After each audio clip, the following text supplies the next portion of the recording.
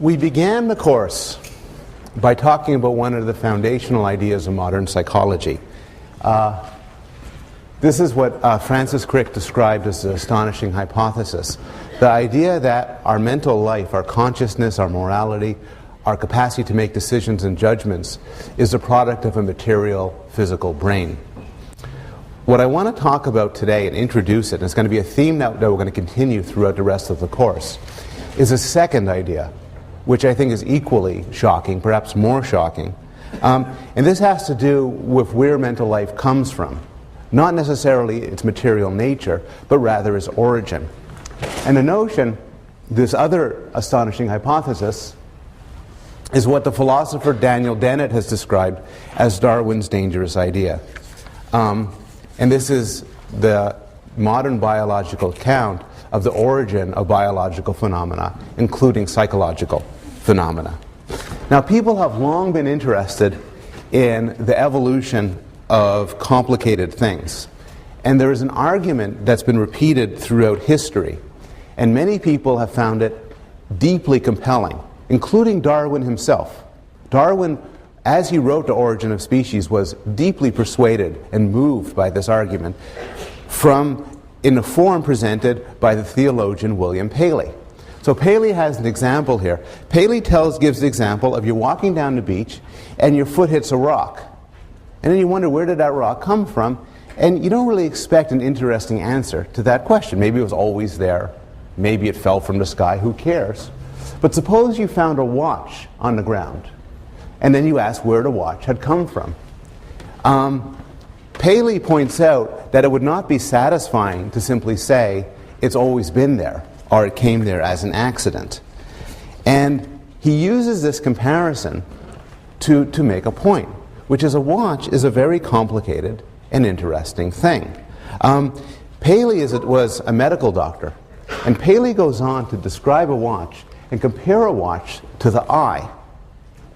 And noticing that a watch and the eye contain multitudes of parts that interact in complicated ways to do interesting things. In fact, to change and to update the analogy a little bit, an eye is very much like a machine known as a camera. And they're similar at a deep way. They both have lenses that bend light and project an image onto a light-sensitive surface. For the eye, the light-sensitive surface is the retina. For the camera, it's the film. They both have a focusing mechanism. For the eye, it's muscles that change the shape of the lens. For a camera, it's a diaphragm that governs the amount of incoming light. They're both encased in black. The light-sensitive part of the eye and part of the camera are both encased in black. The difference is, so in fact, the eye and a camera look a lot alike. And we know the camera is an artifact. The camera has been constructed by intelligent beings to fulfill a purpose.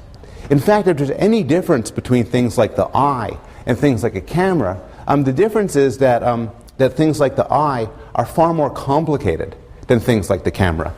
When I was a kid, I had this incredible TV show called The $6 Million Man. Anybody here ever seen it or heard of it? Oh. Anyway, the idea is there's a test pilot, Steve Austin, and his rocket jet crashes, and he loses both legs, his arm, and his eye, which sounds really bad, but they replace them with bionic stuff, with artificial leg, artificial arm, and an artificial eye that are really super powered, and then he fights crime. It was really the best show on. It was really good. But the thing is, this was in 1974. It's now over 30 years later. And it's true then and it's true now. This is fantasy. It doesn't make it to the level of science fiction. It's fantasy. We are impossibly far away from developing machines that could do this. We are impossibly far away from building a machine that can do what the human eye does. And so somebody like Paley points out, look, the complexity of the biological world suggests that these things are complicated artifacts created by a designer far smarter than any human engineer. And the designer, of course, would be God. I went to Google Images. I don't mean that to be sacrilegious in any sense. You could try this. I went to Google Images and typed in God, and this was what showed up right in the middle.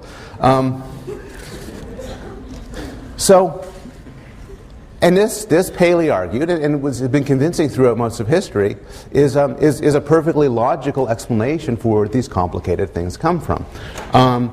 It also has the advantage of being compatible with Scripture and compatible with religious beliefs, but Paley made the point this stands on its own. If you find complicated things, that complicated artifacts, you don't assume they emerged by accident, you assume that they were created by an intelligent being. Now, this view has always had problems. This view, you could call it creationism, which is that biological structures were created by an intelligent being, has always had problems. One problem is it pushes back the question. So you ask, where did that intelligent being come from? And this is a particularly serious problem from the standpoint of evolution of psychological structures. So we want to know, how is it that creatures came upon this earth with the ability to reason and plan and do things? And then the answer is, well, another creature with that ability created us. That doesn't necessarily mean it's wrong, but it means it's unsatisfying. You immediately want to get an explanation for where that other creature comes from. More to the point, there's always been evidence for evolution. And what I mean by evolution here isn't necessarily a specific mechanism, but merely the fact that body parts like the eye didn't emerge all of a sudden, but rather have parallels both within other existing animals and across human and biological history. This evidence comes in different forms. There's fossil evidence for different body parts suggesting that they have evolved for more rudimentary form.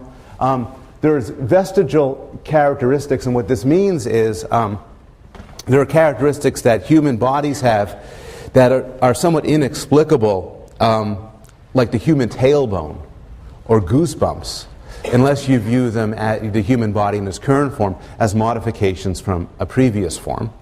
There are parallels with other animals, and this is clear in psychology. So the human brain is different from the rat, cat, and monkey brain, but at the same time you see them following a sort of common plan and common structures. And one rational inference from this is that they're linked through evolutionary descent. Finally, there's occasional poor design. So Paley rhapsodized about the remarkable powers of the human body and the different body parts, but even Paley admitted that there's some things which just don't work very well. Your eye contains a blind spot because of how the nerves are wired up. In the male urinary system, the urethra goes through the prostate gland instead of around it, which leads to many physical problems in men later on in life. And so you're forced to either argue that these are really good things, or that God is either malicious or incompetent. And those are difficult arguments to make. So these are problems with the creationist view, but still, for the longest time in human intellectual history, there was no alternative. And in fact, so Richard Dawkins, the most prominent one of the most prominent evolutionary biologists alive, and one of the most staunchest critics of creationism, has written in The Blind Watchmaker saying, look, anybody 100 years ago, or 150 years ago, who didn't believe that God created humans and other animals was a moron. Because the argument from design is a damn good argument. And in the absence of some other argument, you should go defer to that. You should say, well, there are all these problems, but humans and other biological forms must have divine creation because of their incredible, rich, and intricate structure. What changed all that, of course, was Darwin. And Darwin's profound accomplishment was showing how you get these complicated biological structures, like the eye, emerging through a purely non-intentional, non-created process, a purely physical process. And this could be seen as equal in importance to the claim that the Earth revolves around the sun, and that we're not the center of the universe. So, and in fact, some scholars have made a suggestion, which seems plausible, that the idea of natural selection is the most important idea in the sciences, period. So this is not a course in evolution, and I expect people to have some background. If you don't have a background in it, you could get your background from external readings, but also from the Gray textbook and the Norton readings will each provide you with enough background to get up to speed. But the general idea is that there are three components to natural selection. There is variation, and this variation gives rise to different degrees of survival and reproduction, and gets passed on from generation to generation, and gives rise to adaptations, what Darwin described as that perfection of structure that justly excites our imagination. And the biological world has all sorts of examples. You look at camouflage. Prior to Darwin, one might imagine that some intelligent creator crafted animals to hide from their prey. But now we have a different alternative, which is that animals that were better hidden survive better, reproduce more, and over the course of thousands, perhaps millions of years, they develop elaborate camouflage. There's been a lot of work on Paley's favorite example, the eye. So Darwin himself noted that the human eye did not seem to emerge all at once, but rather you could look at other animals and find parallels in other animals that seem to suggest that more rudimentary forms are possible. And more recently, computer simulations have been developed that have crafted eyes under plausible assumptions of selective pressure and what the starting point is. So this is the theory of natural selection. The good question to ask is, why am I talking about evolution in Introduction to Psychology class? And the answer is that there are two ideas which come together. And in fact, they're both of the dangerous ideas. One idea is that Darwin's idea that biological forms evolve through this purely physical process. The second idea, the rejection of Descartes, is that our minds are the product of physical things and physical events. You bring these together, and it forces you to the perspective that what we are, our mental life, is no less than eye, no less than camouflage, the product of this purely physical process of natural selection. More to the point, our cognitive mechanisms were evolved not to please God, not as random accidents, but rather for the purpose of survival and reproduction. More contentiously, you could argue they've been shaped by natural selection to solve certain problems. And so from an evolutionary point of view, when you look at what the brain is and what the brain does, you look at it in terms of these problems. And this is what psychology is for. This is what our thinking is for. We have evolved mental capacities to solve different problems: perception of the world, communication, getting nutrition and rest, and so on. Now, we're going to talk about how to apply evolutionary theory to psychology. But as we're doing so, we have to keep in mind two misconceptions. There are two ways you can go seriously wrong here. The first is to think that, well, if we're taking an evolutionary approach, then natural selection will cause animals to want to spread their genes. So if we're being biological about it, that means everybody must run around thinking, I want to spread my genes. I want to, and this is just really, oops, I shouldn't do that. This is really wrong. It's even in red. And what this fails to do is make a distinction between ultimate causation and proximate causation. And those are technical terms referring to ultimate causation is the reason why something's there in the first place over millions of years of history. Proximate causation is why you're doing it now. And these are different. Obviously, for instance, animals do all sorts of things to help survive and reproduce. But a cockroach doesn't think, oh, I'm doing this to help survive and reproduce and spread my genes. A cockroach doesn't know anything about genes. Rather, the mechanisms that make it do what it does are different from its own mental states, if it has any, why it does them. This is a point nicely made by William James. So William James asks, why do we eat? And he writes, Not one man in a billion, when taking his dinner, ever thinks of utility. He eats because the food tastes good and makes him want more. If you ask him why he should want to eat more of what tastes like that, instead of revering you as a philosopher, he'll probably laugh at you for a fool. And certainly the common sense answer, why are you eating? Nobody's going to answer, because I must sustain my body so as to spread my genes in the future. Rather, you eat because you're hungry. Those two theories, you eat because you're hungry and you eat to sustain your body so that you can spread your genes in the future, are not alternative. Rather, they're different levels of explanation. And you can't confuse them. The ultimate level, which does appeal to survival and reproduction, does not, is independent from the psychological level. To give another example, people protect their children. So you ask, why do people protect their children? Why would somebody devote so much effort to protecting and helping and feeding their children? Well, the evolutionary explanation is animals that don't protect their offspring don't last over evolutionary time. We protect our offspring because they contain 50% of our genes. But that's not the psychological explanation. Nobody but a deranged psychologist would ever answer, oh, I love my children because they contain 50% of my genes. Rather, the psychological explanation is a deeper, is different and has a different texture. And this will be a lot clearer when we talk about the emotions, where you could really see a distinction between the question of why we feel something from an evolutionary point of view and why we feel it from a day-to-day point of view. The second misconception is that natural selection entails that everything is adaptive. That everything we do, everything we think is adaptive. This is wrong.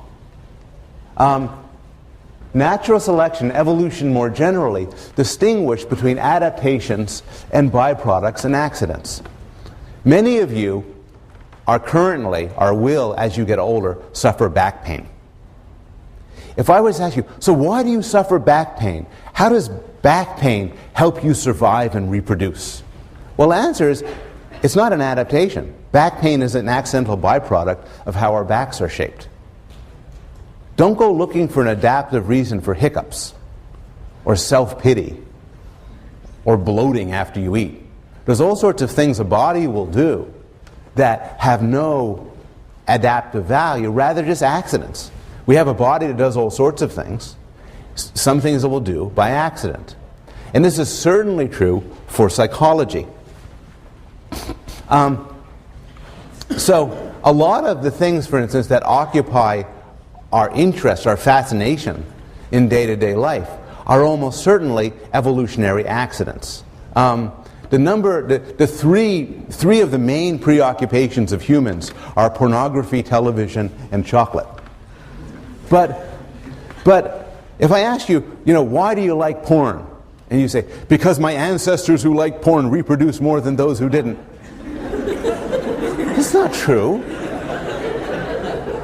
Rather, you like porn, assuming you do, as an accident. You have evolved, for instance, should you be a heterosexual male, you have evolved to be attracted to women.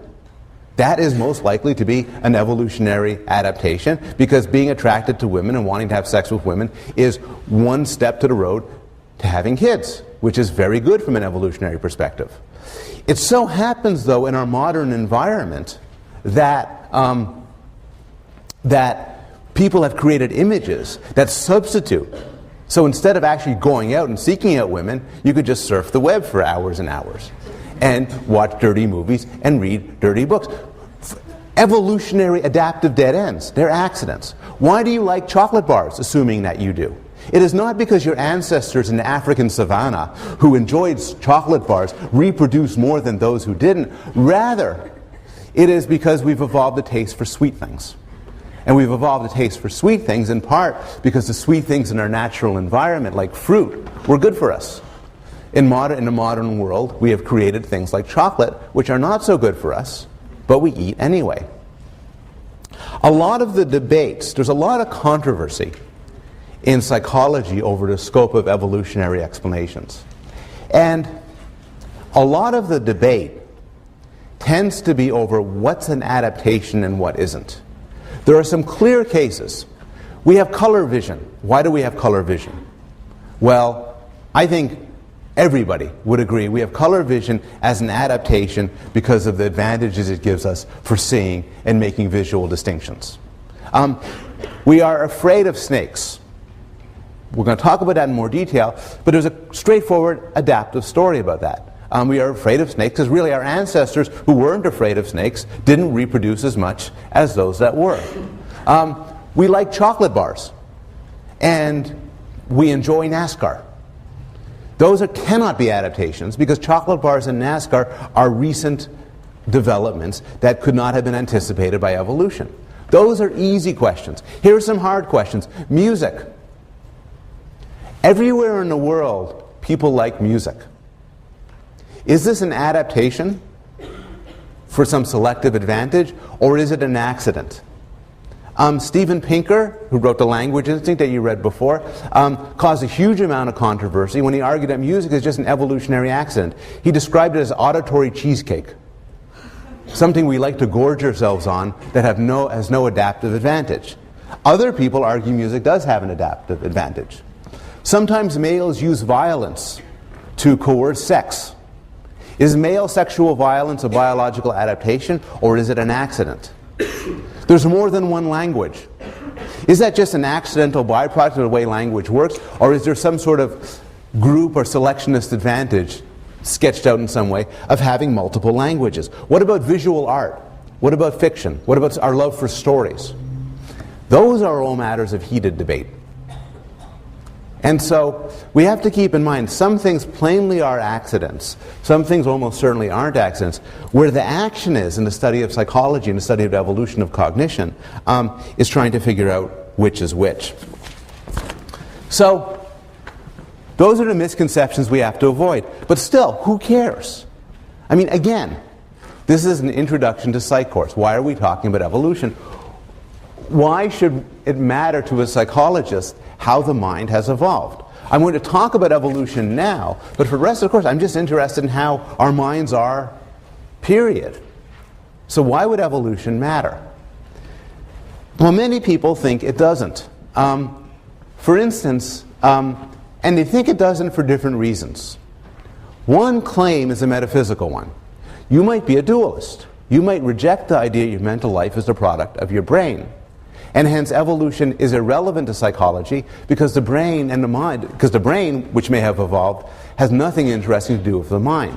Lisa Simpson got it wrong when she said the Pope, she got it half right when she said the Pope favored evolution. It is true. John Paul II, many years ago, made a statement saying that Darwinian theory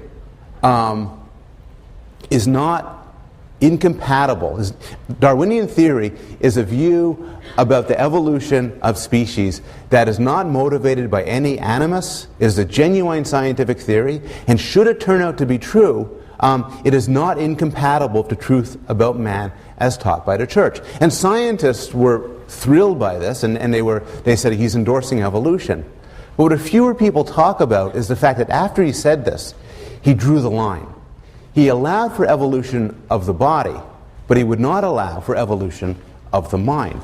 So he wrote, if the human body takes its origin from pre-existing living matter, the spiritual soul is immediately created by God. Consequently, theories of evolution which consider the mind as emerging from the forces of living matter or as a mere epiphenomena of this matter are incompatible with the truth about man. So you might not want evolution to be true about the mind, because you might believe that the mind is not subject to the same physical laws as the rest of the physical world.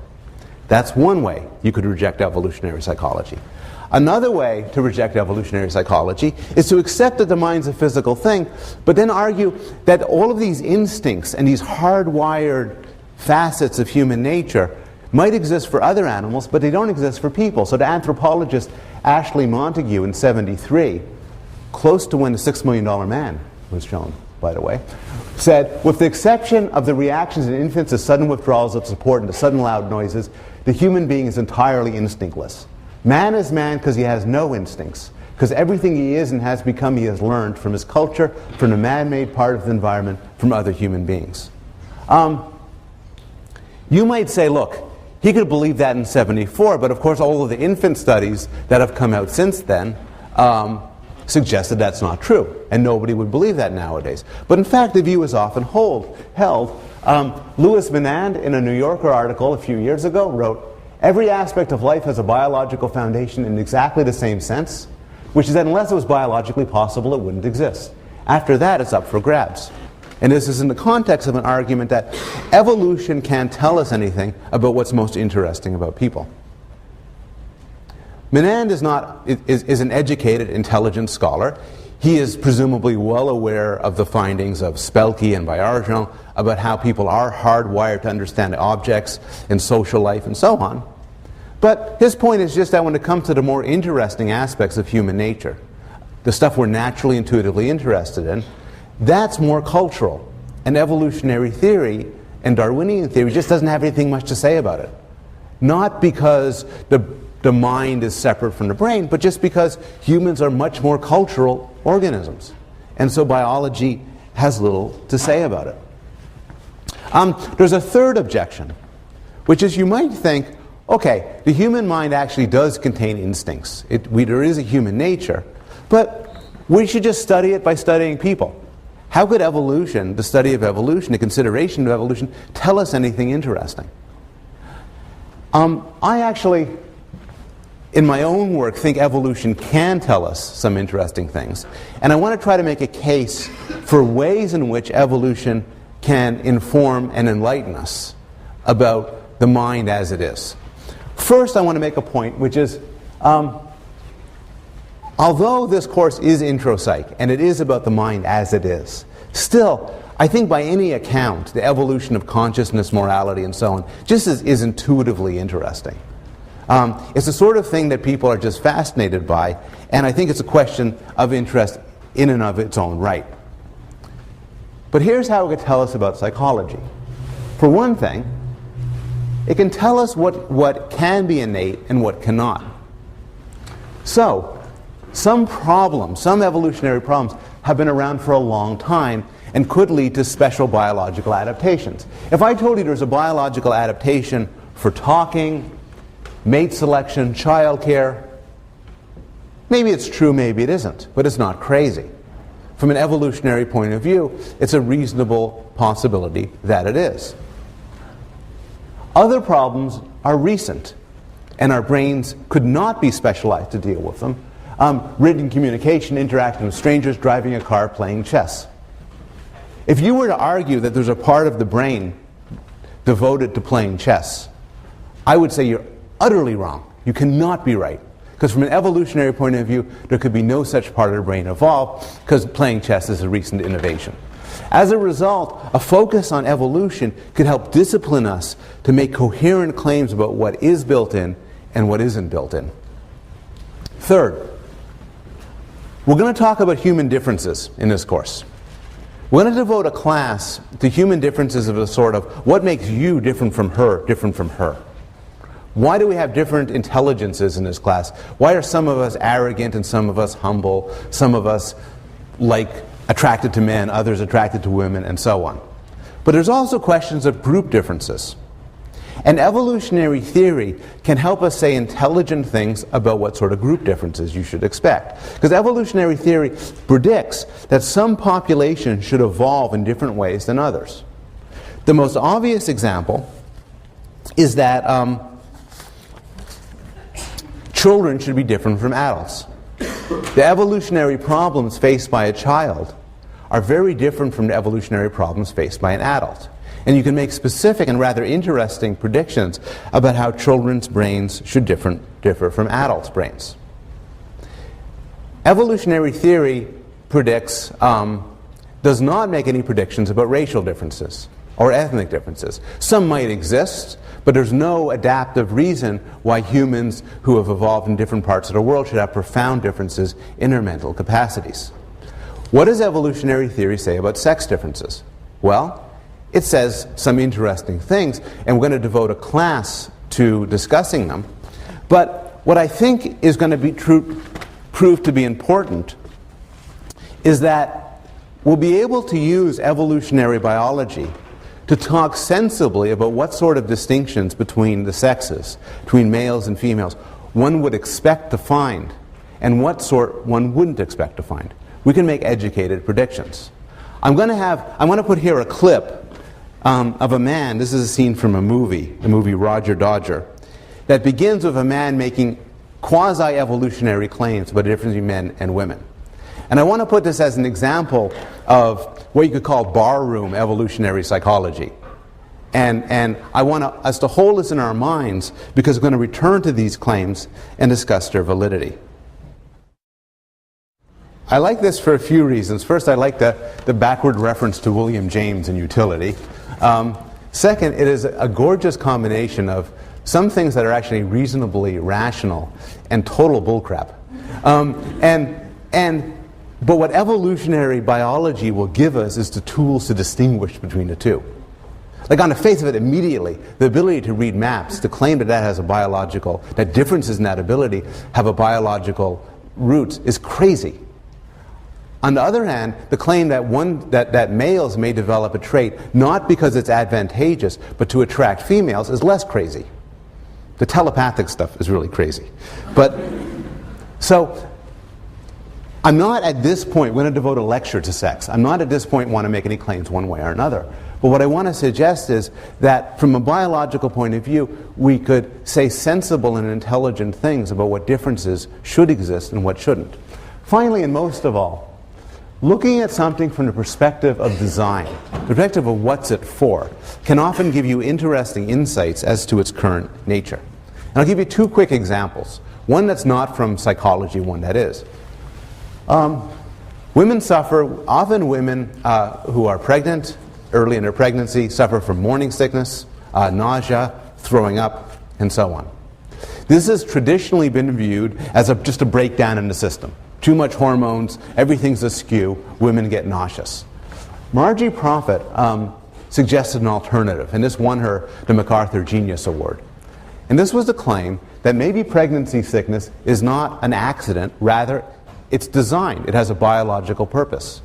In particular, as the baby develops in the uterus, it is vulnerable to various sorts of poisons, or teratogens.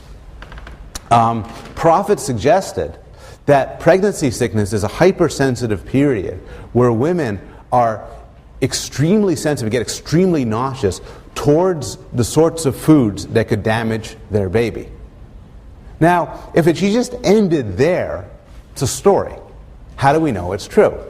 But then she went on to examine it the same way that any scientist examines any claim, by making predictions and testing them. And this makes some interesting predictions. It suggests a timing of onset and offset of pregnancy sickness, of morning sickness, should correspond to the period of maximal vulnerability on the part of the developing embryo or fetus. Suggested the types of foods avoided should correspond to those sorts of foods that were most deadly for the fetus, and that were deadly for the fetus during the periods where humans evolved. This last qualification is an important one. Women do not develop an aversion to alcohol during pregnancy, even though alcohol is extremely dangerous to the developing child. The answer is an easy one. Alcohol wasn't around during our evolutionary history, and we could not have evolved a system to protect ourselves from it. And finally, there should be a relationship between miscarriage and birth defects in a surprising direction. For Prophet, and she has evidence to back this up, pregnancy sickness is not a glitch in the system. Rather, it's the sign of a healthy, active, protective mechanism going on. And in fact, the more morning sickness, the more the baby should be protected. Something which, by and large, appears to be true. That's an example of how the question, when dealing with things, say, hey, women throw up when they get pregnant. And then say, look, maybe that's not just a glitch. What's it for? You could then learn some interesting things. Here's a different example based on the last lecture, this wonderful lecture by Peter Salovey on sex and love, where he talked about the big three. These are the big three, to remind you, of what attracts us to somebody else. You're very attracted to the person next to you, or person that, because proximity, similarity, familiarity. And there is abundant evidence supporting the truth of this. It's almost always true. But an evolutionary psychologist looks at this and says, there's something seriously wrong here.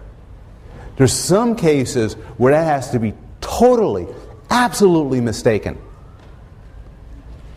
To realize what this is, think for a moment. What humans are you most close to, most similar to, and most familiar with? What humans did you spend over 10 years of your life with who are genetically and environmentally as close to you as if they were related? Who you are intimately familiar with? Are those the humans that you find the hottest? No, they're your siblings, and they are not hot. I was on Google Images this morning. I put up some hot siblings, but although we may find them hot, they do not typically, with some rare and bizarre exceptions, find one another hot. Why not? Well, this is not a huge puzzle from the standpoint of evolutionary biology. Evolutionary biology posits that humans, as well as other animals, should have incest avoidance. We should be attracted to those familiar to us, similar to us, close to us, but not kin. Kin are off limits. There's a good reason why, because if you intermate with your kin, you have bad offspring. That's only. And so animals should be wired up not to mate with their kin. And in fact, this is what happens. There are parents of teenagers have all sorts of concerns. And a lot of the concerns are in fact sexual. How do you keep your son and or your daughter from going out and having sex with too many people or the wrong people or unprotected sex? But there are no parenting guides in the world that say, how do you keep your children from having sex with one another? You typically do not need to, because they do not want to have sex with one another. Now, this is actually also illustrates the difference between proximate and ultimate causation. So you think for yourself, ooh, do I want to have sex with my sister? You don't think to yourself, I would prefer not to, because for the offspring that we will create will be non-viable, and it'll be a waste of my reproductive efforts. Rather, you think, ooh, because at a gut level, you respond. And this sort of instinctive response is what you get from an evolutionary analysis of sex. But this story is deeply incomplete. Because the question that gets raised is, how do you tell? You don't want to have sex with your kin, but how do you tell your kin? People don't carry their DNA markers on strips that you could see. How do you tell who your kin are? And this actually turns out to be a really interesting question. And some research suggests that the answer is simple. You avoid sex with people you grew up with. And these studies actually come from kibbutz studies. Studies where people are raised communally on an Israeli kibbutz. They know they're not related, but still the fact that they were raised together as kids suggests that is a cue at a gut level not to be attracted to one another. It turns out there's some reason now to believe this story is incomplete. A paper that came out in Nature 5 days ago reported a series of extremely interesting studies, and they found that the cue of being raised together as a child with somebody, yes, that does diminish sexual desire. But an even bigger cue was, did you observe your parents, and in particular your mother, taking care of that person? If you did, that seriously diminishes sexual desire and brings it down to the level of disgust. And again, these are the sort of questions and issues you begin to ask when you approach things from an evolutionary perspective. Okay. For this lecture, the rest of this lecture, and then the next couple of lectures, I'll be discussing some basic aspects of human nature that are to some extent or another informed by evolutionary theory. And what I want to start for the remainder of this lecture is a discussion of rationality. Now, some of you maybe not want to go into not want to go into psychology because there's no Nobel Prize for psychology. You might all think, hey, if I'm going to go into sciences, I want a Nobel Prize. Think how proud Bubby and Zadie would be if I won a Nobel Prize. Wouldn't that be the best? You can get one. Psychologists have won the Nobel Prize. Most recently, Danny Kahneman won a Nobel Prize. You win it in economics, sometimes medicine. Not a big deal. He won it for his work done over the course of many decades on human rationality. And this work was done in collaboration with Amos Tversky, who passed away several years ago. And this work entirely transformed the way we think about human decision-making and rationality. Kahneman and Tversky caused a revolution in economics, psychology, and the social sciences more generally by causing us to shift from the idea that we're logical thinkers who think in accord with the axioms of logic and mathematics and rationality, more towards the idea that we actually have sort of rough and ready heuristics. These heuristics served us well during our evolutionary history, but sometimes they can lead us astray. And I want to give some examples of these heuristics, and I'll give 4 examples of heuristics that are argued to permeate our reasoning. The first is framing effects. This was a classic study by Kahneman and Tversky involving this sort of question. U.S. is preparing for the outbreak of a disease that's going to kill 600 people. There are 2 programs. Program A, if you follow it, 200 people will be saved. Program B, there's a 1/3 chance everybody will be saved, and a 2/3 chance nobody will be saved. Who would choose Program B? Who would choose Program A? Okay. And that fits the responses. Most people choose Program A. That could go either way. What's interesting is if you frame the question differently, like this, you get very different responses. If instead of focusing on the people who will be saved, you focus on the people who will die, and instead of focusing on the chance that nobody will die and the chance everybody will die, you flip it around, you get a corresponding flip. And this is known as a framing effect. The idea of a framing effect is that you can respond differently to a situation depending on how the options are framed. And in particular, this combines with loss aversion. People hate a certain loss. 4,000 of these people will die is extremely aversive. And so the framing can influence your decisions. And clever advertisers and clever decision makers will frame things in different ways to give rise to different intuitions. Sometimes this could be fairly simple. So you have this ad of a hamburger that's 80% fat-free versus 20% fat. You don't have to be a brilliant ad executive to figure out which one to go for. It turns out that this sort of fundamental the fundamental role of framing effects is not limited to humans. So I want to take a second and tell you some work done by my colleague, Laurie Santos, with capuchin monkeys. And what she does is, she takes these capuchin monkeys and she teaches them to use money. She teaches them to use little discs to buy themselves either pieces of banana or pieces of apple.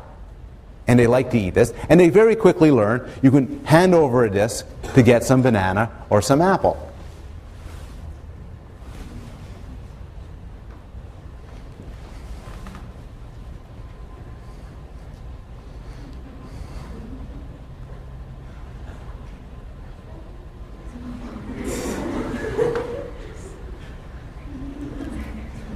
Now, Dr. Santos and her colleagues have done many studies using this method, but the study I'm interested in illustrating here shows framing effects in these non-human primates.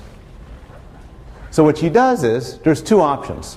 In one option, the experimenter shows one object to the capuchin and then either gives 1 or 2. Half the time gives 1, half the time gives 2, for an average of 1.5. The other experimenter does exactly the same thing. Gives 1 or 2 for an average of 1.5, but starts off displaying 2. Now, if you were a human, how would you feel about these two experimenters? They both give you the same amount, and Capuchins are extremely sensitive to how much they get. But it turns out, as predicted, they don't like the pink experimenter. Because the pink experimenter he gives you 2, shows you 2, and half the time he gives you 1. This guy shows you 1, half the time gives you 2. And over time, they develop a preference for the experimenter that shows them 1 initially, suggesting that they are being subject to framing effects, or choices relative to a reference point. A different sort of demonstration is the endowment effect. This is a robust and very interesting effect. Here's the idea. I show you something like a cup or a chocolate bar, and I say, how much will you give me for this chocolate bar? Well, you're pretty hungry. How much will you give me for this chocolate bar? You say, I'll give you $2 for the chocolate bar. Most people on average give big chocolate bar gives $2 per chocolate bar. The other condition is exactly the same, except I hand you a chocolate bar and say, how much money will you sell me that chocolate bar for? There people say, $2.50. And in fact, what happens is, once you own something, its value shoots up.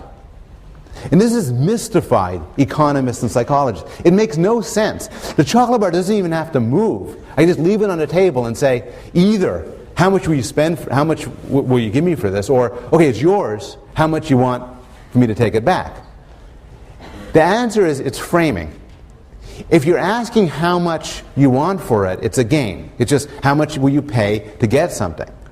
But if you're being asked, how much do you want for me to take it from you, you treat it as a loss. And as a loss, it becomes more valuable. Those are framing effects. A second example is base rates. There are 70 engineers and 30 lawyers. And John's chosen at random. Let me tell you about John. 40 years old, married, 3 children, conservative, cautious, no interest in politics, awkward around people. His hobbies include carpentry, sailing, and solving mathematical puzzles. Like online dating. What do you think John is? A lawyer or an engineer? Who thinks he's a lawyer? Good. Who thinks he's an engineer? Okay, most people think he's an engineer. But here's the thing. You switch it, right? 30 engineers, 70 lawyers. It doesn't change. People, no matter what this number is, these numbers, it doesn't seem to change who you think he is or how confident you are.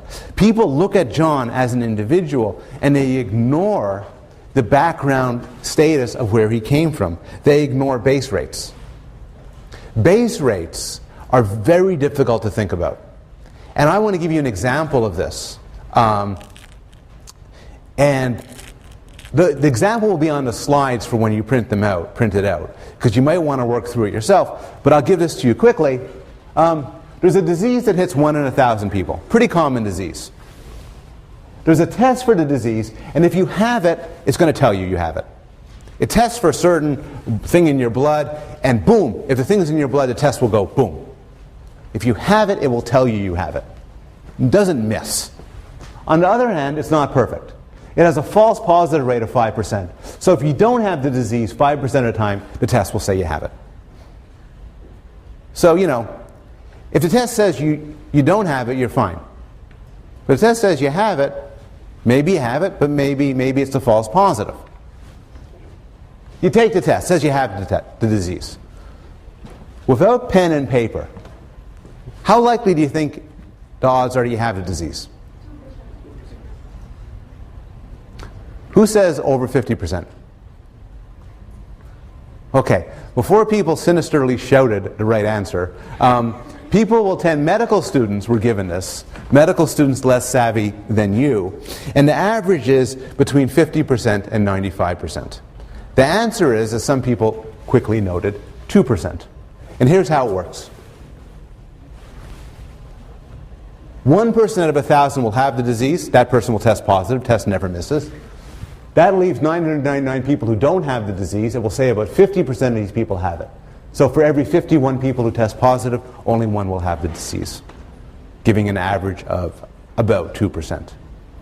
This sort of thing is very difficult. Our minds are not evolved to do base rate computation. And so any problems involving base rate computation, including real world problems like what to do when you come back with a positive test, we screw up. And often we screw up in the direction of panic. The third bias is the availability bias. And this is simply that if you want to know how frequent something is, how available it is to come to mind is an excellent cue. But this could lead to mistakes. A classic example by Kahneman and Tversky is you ask people, one group of people, how many English words end with ng?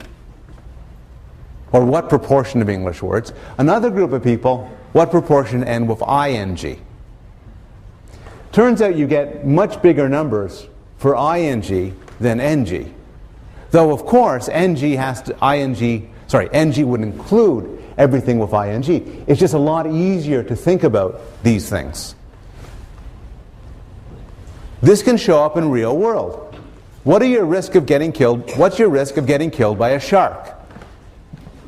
Well, if you ask people what their risk of getting killed by a shark is, they characteristically overestimate it. I will give you the news of what the risk is for getting killed by a shark. Injured in any given year, 1 in 6 million. Killed, 1 in 500 million. If you live in Florida, which apparently is shark central, your chance of getting injured is about 1.5 million. People will overestimate the risks because shark attacks are very salient. They're always reported in the news and they're very interesting. What is the chance of getting killed by potato salad? Well, food poisoning, death by food poisoning, injury by food poisoning runs to about 1 in 800 for some sort of injury, and 1 in 55,000 killed. Potato salad is 1,000 more times more dangerous than shark attacks. But you get it wrong because you don't think, oh my God, big news story, somebody dies by potato salad. And so we tend to overestimate the chance of being killed by dramatic facts.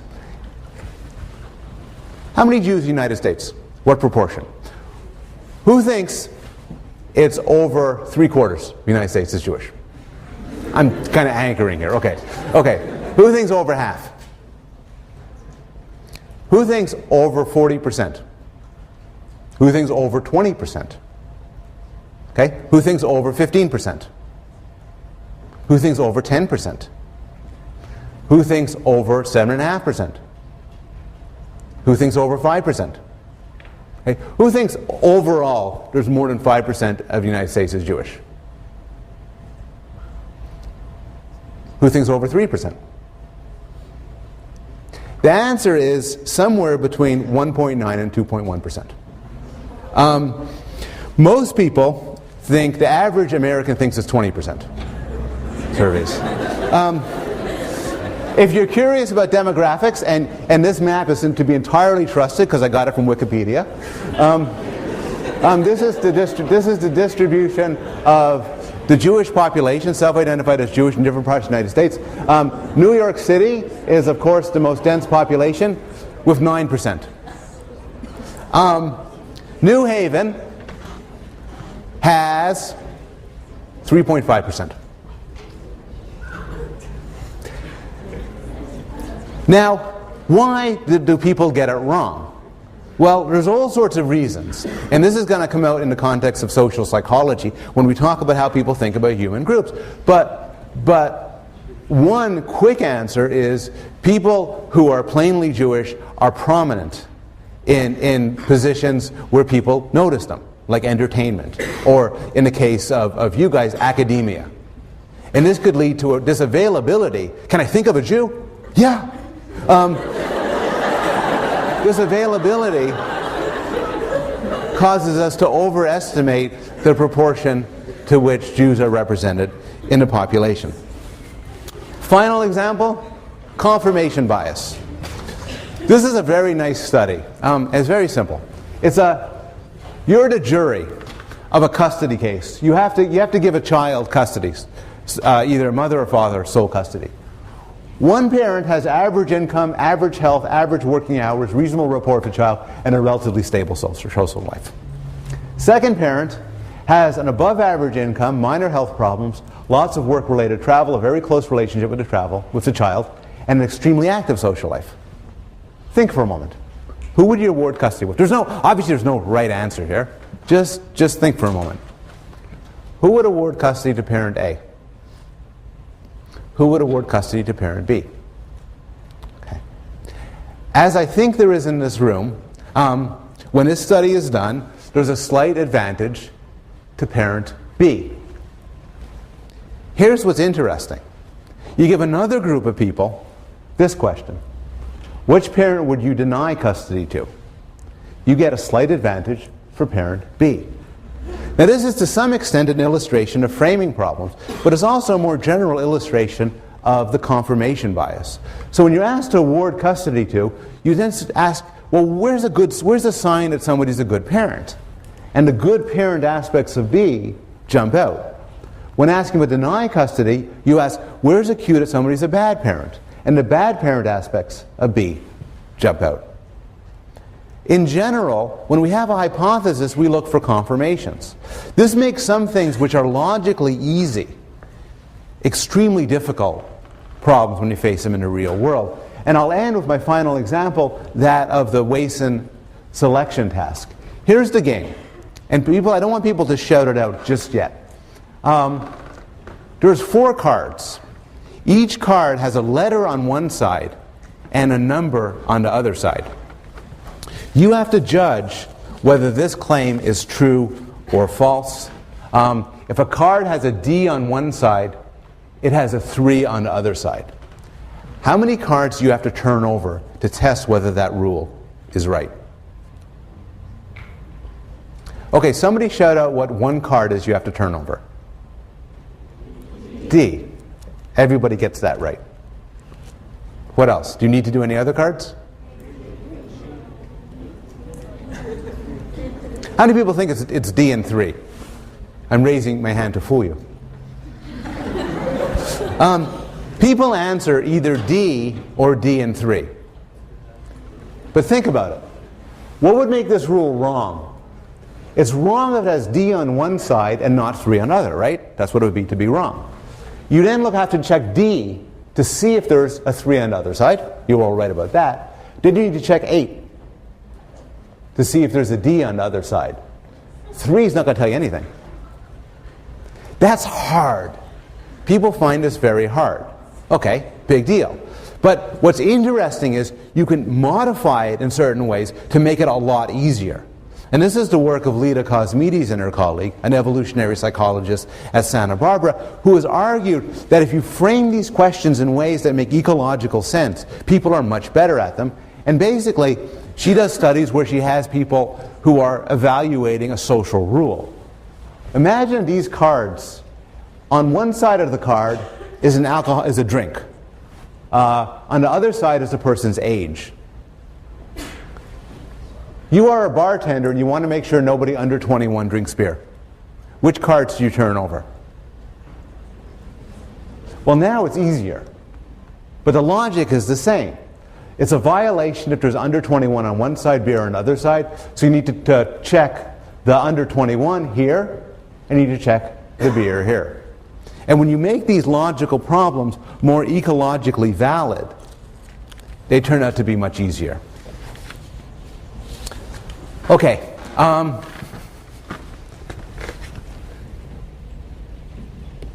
There's a little bit more, but I'll hold it off till next class.